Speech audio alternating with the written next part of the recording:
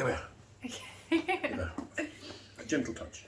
Alright, hello, my name is Angela Shewan and I am the Shakespeare Whisperer, and this is Dr. Peter Groves, and we are continuing with our series on Measure for Measure. So, as we said last time, if this is the first time that you're joining us, stop, don't spoil anything, go back to the first video in this playlist and start from the start. So, we are now up to Act 2, Scene 4. Yes, the biggie, or a biggie. Yeah, well, yes, full of. yeah, they're all so amazing. And we are having, we're going to see Angelo and Isabella meet for the second time. We are, yes. So we set up all that tension in the first meeting, and now this must be the next day, isn't it? Because he says come again tomorrow. That's right. So she's coming back for her answer. Yes, as to whether or not he will spare her brother. Yes. And on what terms? Oh, well, yes. What will the price be? All right. So we begin with another soliloquy. Angelo, he gets soliloquies. He and the Duke are the only ones. Isabella doesn't have a soliloquy, does she? As I recall. No, she doesn't. Yeah, I never thought about that. No. And it's a bit sort of Hamlet-y, his soliloquy is. It's very much. It's not a soliloquy that addresses the audience like Richard III's. It's a soliloquy where you're overhearing a thought process. You're sort of peering inside somebody. And of course, we've got here an Angelo who was supremely self-confident early on and wouldn't soliloquize. But now he's been pushed off base, should we say, a little.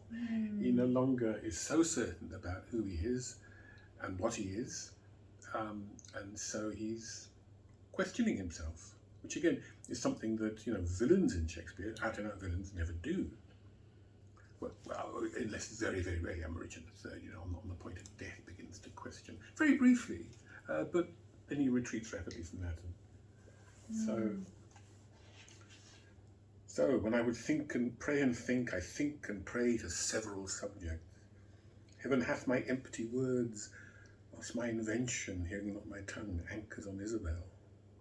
Heaven is in my mouth, as if I did but only chew his name, and in my heart the strong and swelling evil of my conception. It's a very interesting so much opening. To say just about that. Yes. Well, what jumps out to you? Well, there's a reminiscence of Claudius here, actually, who again is another character who is trying to repent, who is trying to formulate a confession. This is Claudius from Hamlet, not to be confused with Claudio. From this place, sorry, yeah, exactly. Sorry, yeah. I should have said the Claudius the baddie in Hamlet. Claudius the baddie in Hamlet. Or, well, the kind of baddie. Yeah. Shakespeare doesn't have out-and-out villains on the whole. He tends to avoid that. Except for the exception. Well, yeah. Very early plays like Titus Andronicus, of course, have Aaron the Moor. He definitely springs to mind. He's a bit of a rotter. But at the end of the day, they're not that interesting, and they're not realistic. All human beings have this complexity, and that's what Shakespeare is interested in. Exactly. So, heaven hath my empty words, whilst my invention, what I'm thinking about, essentially, hearing not my tongue, anchors on Isabel. He can't stop thinking about her, even though he's meant to be thinking holy thoughts, if you like. So heaven's in his mouth, as if I did but only chew his name, which is a very interesting image, isn't it? Yeah, I think we talked about this in the past, because there was the act against swearing, and I think it was at this time. That's right, yes. Yeah, which meant that you weren't even allowed to say the word God in a play, because it was considered blasphemy. So often the word God is switched out for heaven. Yes. So he's probably saying God in my mouth. But also, of course, the image here is of the Eucharist. He is taking the Eucharist, but, if you like, inauthentically. Which, of course, is a sin. To take the Eucharist, to chew the wafer in your mouth, and to be knowingly in a state of mortal sin, which he is, is a mortal sin. He's not yet. Not yet? He's not yet in a state of mortal sin because he hasn't committed a sin. He's only wrestling with the temptation. Well, all right, yes, true. But if you want to be, that passage in Matthew.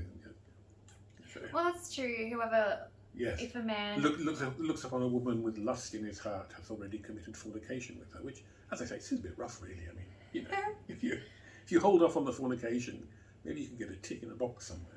Well, interestingly, I don't want to get too far off topic, but in Matthew, the point is whoever looks at a woman in order to lust after her. So if you see a beautiful woman walking past and you're like, whoa, she's attractive, you can't help it. That's not a sin. But yes. it's if you climb up a ladder with a pair of binoculars. Exactly, with the intention of objectifying her in your mind, then.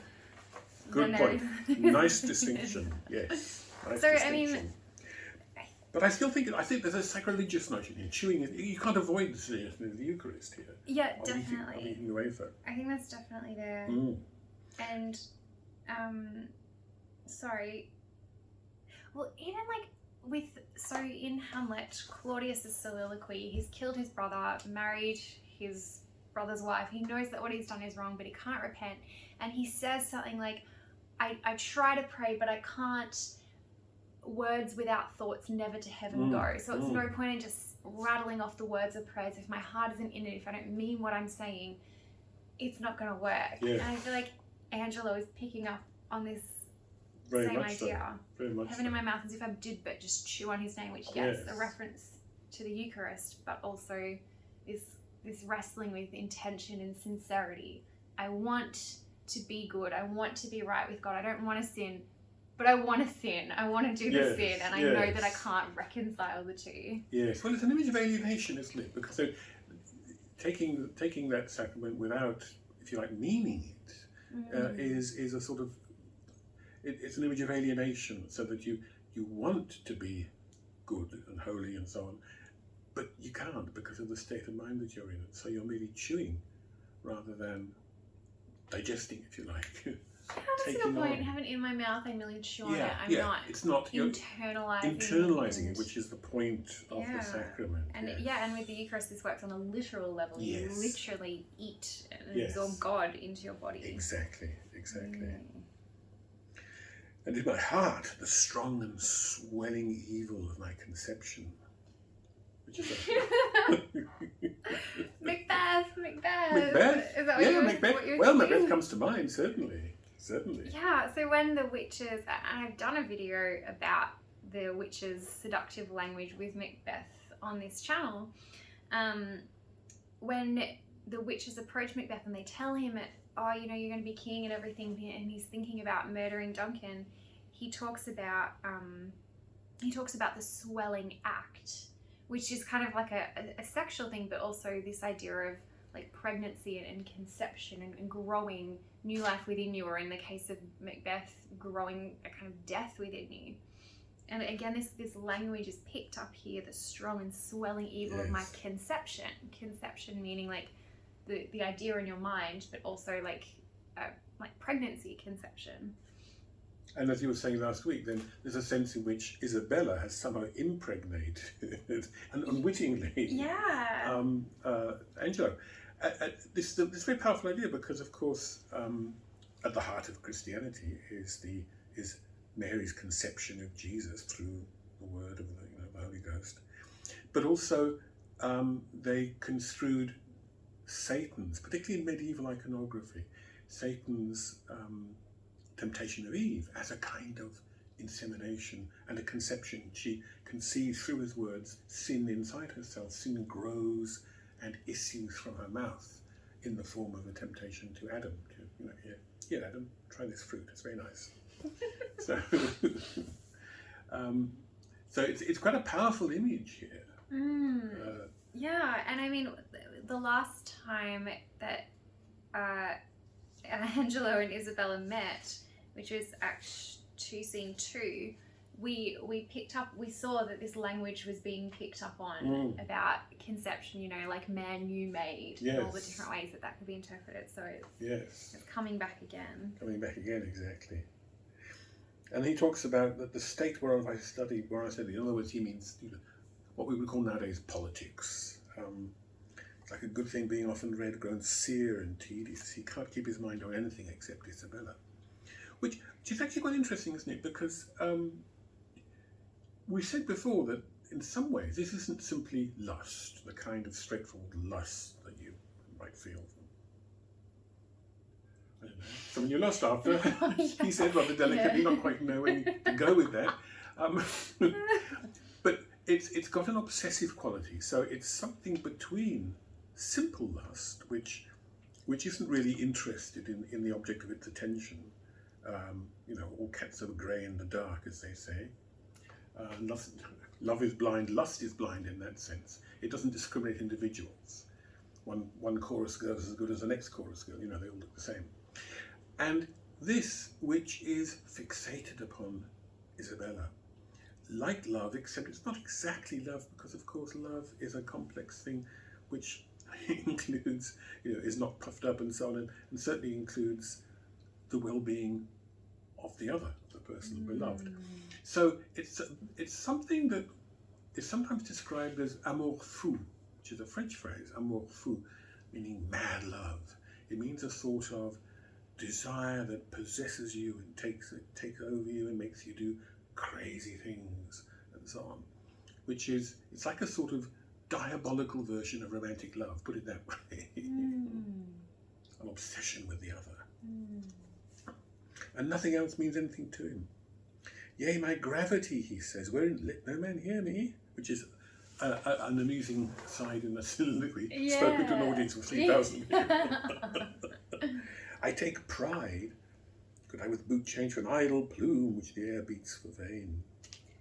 I find this fascinating, and I often forget that this is here, but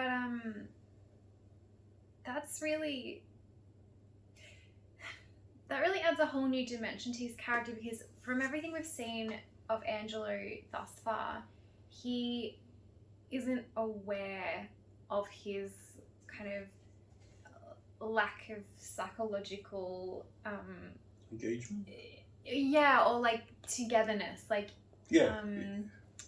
I'll scream out the word when I think of it. But here he's very keenly aware of the way that he's perceived by others and the way that he wants to be perceived. Like, I guess up until now we kind of thought, you really think you are the hardcore Puritan, you really think you are, so holy and so above sin and temptation. But here he's admitting that, like, I know that other people see me as really hardcore, and though I never admit it to anyone, it means so much to me what other people think about me. Yeah, well, and because he's been, as I said, pushed off balance, and so he's now forced to examine this, which in the past he could skate over. So I think there's no real contradiction here. I mean, I think earlier on he does really believe he takes this image absolutely seriously. Now, because of what's happened to him, he can't take it absolutely seriously. He's forced into a degree of introspection and self-analysis. Integration. Integration, right, okay. I don't know if I understand this. Yea, my gravity wherein let no man hear I take pride, could I with boot change for an idle plume which the air beats for vain? Well, a plume, a feather. When you plume yourself, worldly pride, like a young chap going about with a feather in his cap. And so, what does that have to do with his desire for Isabella? Well, because if he were a young chap about town with nothing on his mind, in the spring a young man's fancy likely turns thoughts of love, then that would be straightforward, Oh, then he could woo her and she would be attracted to him. She'd be like, damn, that guy's plume. Or even a quick roll in the hay, with no consequences attached. Okay. But no, he's attached to he's the stern, severe judge. He's the current, head of state by proxy. Yeah. He's all sorts of things. Like the nerd, and he wants to be a jock for a while and throw away all the scholarships and everything to just get the girl. Exactly. And this is how far this desire has transformed him and sort of turned him upside down and inside out. That's the very interesting thing.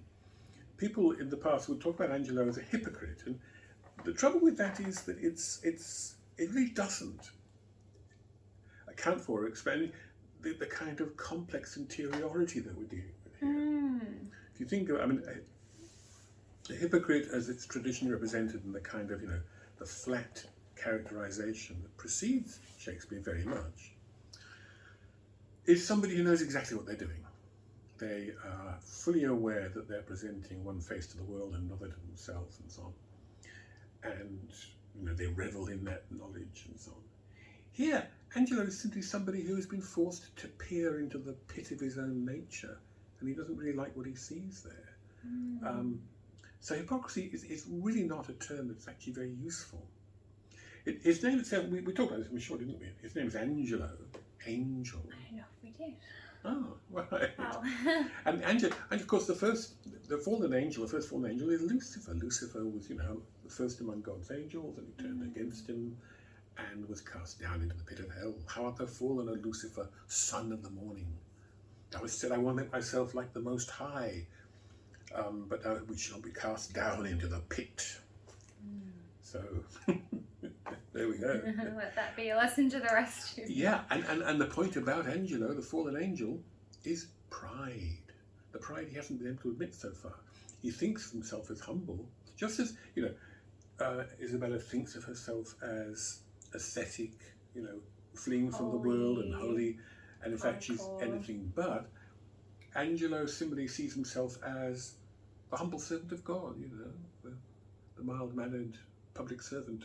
And actually, what he's forced to recognise is his own pride, his own spiritual pride.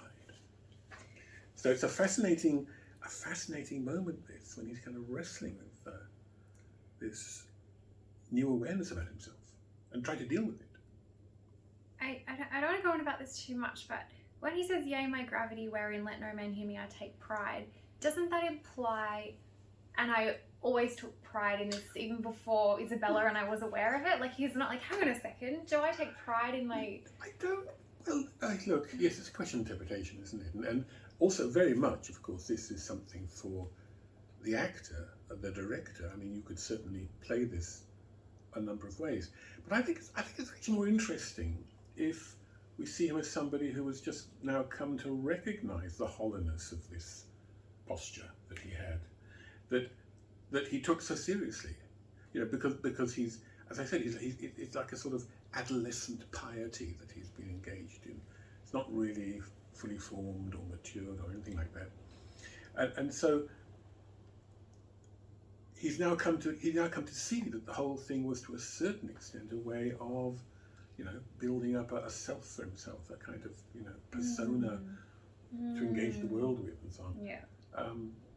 And so what we have here then is not it's a kind of confession too. The confession to the audience that's come about through a new self-knowledge that itself is the fruit of this encounter with Isabella. This inception. So in a way, it's not such a bad thing too, because it's forced him to look at himself. Yeah. And this whole play is about self-knowledge, introspection, self-understanding. So this encounter, which he doesn't kind of shining stars, he doesn't, but at least he does wrestle with the problem he's forced to negotiate it, whereas the Duke never ever has to confront this, except, as we shall see interestingly and amusingly, in a comic way with Lucio, but that's to come, that's down the track. Yeah. And actually, interestingly, it's of course actually rather similar. I thought that they're parallels, really, aren't they? Because basically, Angelo and the Duke have to recognise that they're both kind of lechers, Yeah. But that's another story. Yeah, I think if you read this soliloquy carefully, you do sympathise with Angelo. He's not just the villain that people say that he is. You see, I think you said that quote last week. Thou seest this man's fall, but thou seest not his wrestling. Yes, exactly. We're seeing the wrestling here, like with Claudius and Hamlet, and we have to have some empathy there and some sympathy and say, I can see. Exactly. I can see your distress and your pain as you're being made aware of this part of yourself. You didn't know what that was there, and you don't like it, but it's powerful. And you've got to deal with it. That quote, by the way, is from John Donne. It's from one of his sermons. John Donne is a contemporary of Shakespeare, of course. One doesn't need to explain, does one? No. And contemporary means lived around the same time. Just in case you were wondering. So John Donne, was a poet from... A poet. And a clergyman. From this period. So. Yeah. So he kind of moralizes. It's interesting. He starts moralizing, like the old Angelo at 12, as it's almost a kind of like a looking away from the brink, looking away from the pit. And I quoted again famously T.S. Eliot last week: "Humankind cannot bear very much reality. Having gazed into the pit, we want to look away. We want something more comfortable. So it's more comfortable to moralise for a little while. O place so full, how often dost thou with thy case thy habit, wrench orphan fools and tie the whitest of to thy false seeming." That's so true, actually, and that's kind of a signal that you don't want to change. You're like, oh, What is that? Well, things happen, and, at the end of the day, we're all human, and what's for dinner? And we see the same thing at the end of Claudius's soliloquy in Hamlet. Do you know off the top of your head what act and scene it is? Because I sure don't. Yes, well, it's just after, the play scene is 3-1, so it's 3-2, I think. Yeah, so act scene 3-2. It's worth looking up, especially in the context of this. Because you showed me this. Claudius does the same thing. He stares into the pit of his soul and he sees himself so clearly and he grieves for it. And he says, I'm trapped because I don't want to give up everything that I've gotten from this matter. I don't want to give it away, but I'm sorry. And then again, he's looked into the void and he closes it over and says, oh, well, things might turn out all right in the end anyway. And all may be well, he says at the end. Yes. Even though he's just explained precisely how it can't possibly be. Yeah. Well, all may be well. Can't deal with this. Put the lid back on the box and get on with it because I'm not prepared to make a change. And we see that here as pointed out. Exactly. Yes. So this it sort of skirts a confession in a way, isn't it? Sort of, kind of, except there's no confessor. There's no that one to internal confess recognition. to. Yeah. Something like that. To thy false seeming, blood, thou art blood. There's another of those interesting lines with a missing offbeat here. To thy false seeming, blood, thou art blood. So there's a missing offbeat between blood and thou there, which puts emphasis on thou necessarily. It's one of the things it does. And it gives the whole line a kind of weight there. So yes, he's sort of saying, well, all men are frail, all men are mortal. I'm a man, I'm frail, I'm mortal. But boys will be boys. What about blood? Of course, if he really believed that, or if he'd taken that on board, or if he let it guide his actions, he would behave very differently in the scene that's about to come. Yeah, or even if he believed that, he would have behaved differently towards Claudio in the first place. Yes, exactly. Blood, things happen. Things happen, okay. yes. We're all human. Exactly. Let's write good angel on the devil's horn. It's not the devil's crest. So, what does that mean? I mean... Well, people argue about it. It's not entirely clear what he means by that. But good angel is a reference to himself, isn't it? Good Angelo, who was the good angel and is now fallen. So he's maybe thinking of himself as the person who's gone from Lucifer, the good angel, to Satan's name in hell, Lucifer's name in hell, the bad angel, the devil's horn. Horn, of course, well, I don't need to explain what horn is symbolic of. I mean... I don't know, maybe. Now that you've said it, I think... We can leave it to our imagination. Yes. Well, Americans have a term horny, which means what we mean around randy. But also, of course, devils have horns. Basically. It's a fun pun. It's a fun pun. Shakespeare likes a fun pun. Yeah. So, how easily he's suggesting it is to slide from being the good angel to the devil. But that is letting himself off the hook a little again, isn't it? Yeah, and that's it. When he says blood, thou art blood, it's as though, dogs will chase stuff or they'll eat what's in front of them. Like, animals are programmed to do certain things. It's as though he has no autonomy and no free will. It's like, well, blood, thou art blood. There's nothing I can do about it. I am, ontologically a devil now or something, so I have to behave as one. Which is not the case. It's not for human beings. We have temptations, but we also have will and grace and and Exactly. choice and control over our actions. Exactly. So it's not inevitable that the good angel will slide into the devil with his rod. Yeah, no, But he yeah. seems to suggest that it is. Blood, of course, is a very powerful idea and a very powerful symbol in Shakespeare, particularly in a play like Macbeth, which, of course, is roughly contemporary with this. But among its meanings are sexual desire, passion, you know, I don't know what came over me, a red mist, you know, and I did this, and I don't know how I did it. And so a kind of uncontrollable passion. But, well, I mean, in a sense, this is what, you know, the Christian is supposed to deal with, and to seek a certain kind of divine aid or assistance for dealing with it, perhaps. And again, that idea that just you act in the moment from your ungovernable passions doesn't make sense either, because he's philosophizing right now, and then she's going to walk in, and as we'll see, they'll have a long conversation, and his plan is to get her at another date. Like, it's not in the moment at all. Yes. It's planned and it's extended. That kind of claim of like, oh, I just did it. And Exactly. like, no, you've had a lot of time to think about this, and you will have a lot of time to think and reconsider before you actually do the deed, which we haven't learned about yet. Exactly. Then there's a knock. Now, again, actually quite interesting, isn't it? Because often plays that are similar in time of writing share themes. And, you know, the knocking on the gate in Macbeth is famously an idea. It's deriving from what happens on Easter Saturday. You know, Christ is crucified on the Friday. On the Saturday, he goes down into hell, and what he does is liberate all the good pagans and all the good, well, pre-Christian people who don't really deserve to be in hell, but had no option before Christ died, and redeemed everybody. So what he does is he goes down. He doesn't sort of knock timidly on the door and say, "Excuse me, I wonder if I might have Abraham, please." He kicks our door in, and it was a great scene. It was much painted in medieval iconography. Harrowing of hell. The harrowing of hell is represented on the stage. Harrowing is when you tear up the land in preparation, you know, to get all the weeds and all for sowing.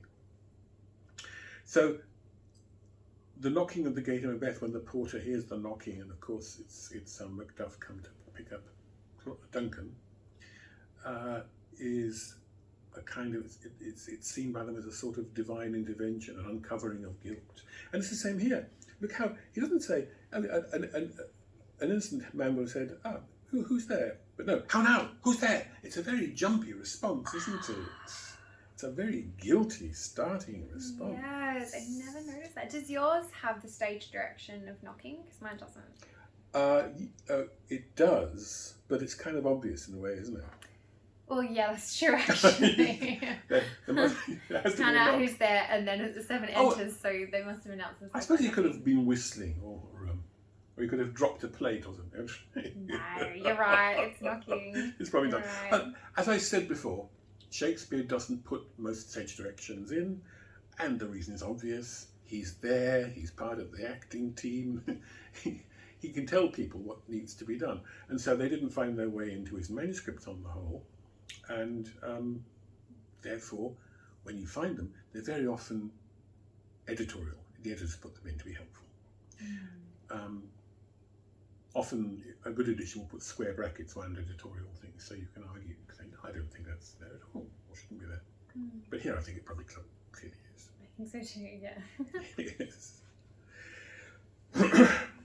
So, the servant comes in and tells him, well, Isabel, sister, desires access to you. And it's funny, isn't it? That's such an innocent phrase, but what's been going on for the past few scenes gives it a kind of... Yeah. a resonance, which it shouldn't have. It's purely contextual. Yeah, there's a kind of, I mean, there's like a sexual level on which that works, you know, access to a person's body, but then also, like, she's gotten inside his head. Yes, that's right. Living rent-free, as they say now. Yeah.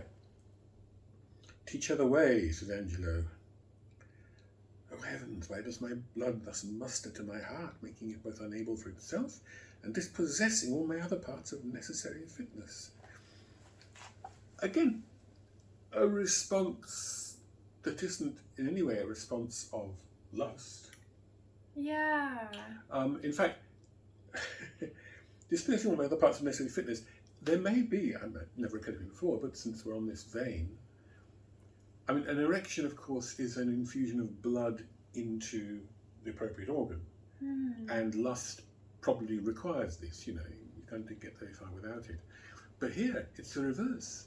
The blood's all gone from his other bits and pieces. Such a great point. Yes. Shakespeare keeps complicating. He does, doesn't he? Complicating. It's not just straightforward lust. It's No. this weird. And this expresses it rather nicely. It's at least infatuation. It's very schoolboy, isn't it? You see? And this is a very important point. He's like a schoolboy who's never had to deal with this. It's his first time dealing with it. And that's why it's so devastating to his own sense of self and to his integrity and to just about everything. Because he's never wrestled with desire before. And all of a sudden here it is, bam, and he's floored by it. So he's very like, I mean, if you think back to the first person you had a crush on, But yeah, there is an innocence, and it's even kind of sweet. Like if you took it out of context, that's right, and just read this bit with the bit where he says, why do I desire to hear her voice feast upon her eyes? Exactly. It would be really romantic and sweet and innocent. Exactly. Yeah. Then we have this slightly odd and not dramatically effective, I think, simile. So play the foolish trance one that swoons, coming all help him, and so stop the other which he should revive. I mean, it's not dramatically convincing that this idea would occur to him perhaps here, but it's interesting. It's actually about James the First, I think. Oh. Crown to his presence when an untoward love must needs appear offence. It's because the well-wished king. It's because James was famous for. He mentions this early on, but he's going to slip away from Vienna because he doesn't. He likes the crowds. Yeah. The Duke, sorry, a big point. Yes, he likes crowds. He likes their. He doesn't relish their loud applause and Arby's vehement and the crowds themselves. So he claims. Yeah, That's right. So if this has any relevance here, it's more like a sort of little. Well, you could see it as a kind of inserted compliment to James, perhaps. What is Angelo actually saying here? Well, what he's saying is that the blood that's coming to his heart is like all the crowds that gather around. I get it. Sorry, I just figured it out. Oh right, gather around somebody who's fainted, or the subject Johnson to a well-wished king, quick there in part, and they're all crowded around him, but of course they're not helping him. They're blocking off his air. They're hindering him, and so right, which is just like what all the blood's doing by going to his heart. Yes. It's like everyone's crowding around, being like, "Are you okay? Can you breathe?" And I can't breathe because you're crowding around. Exactly. Okay, I get it. Exactly. So it's a kind of paradox. Isabella's just about to enter now. Should we end? Oh yes, good idea. Good thinking. Yeah. Okay. So let's press the button.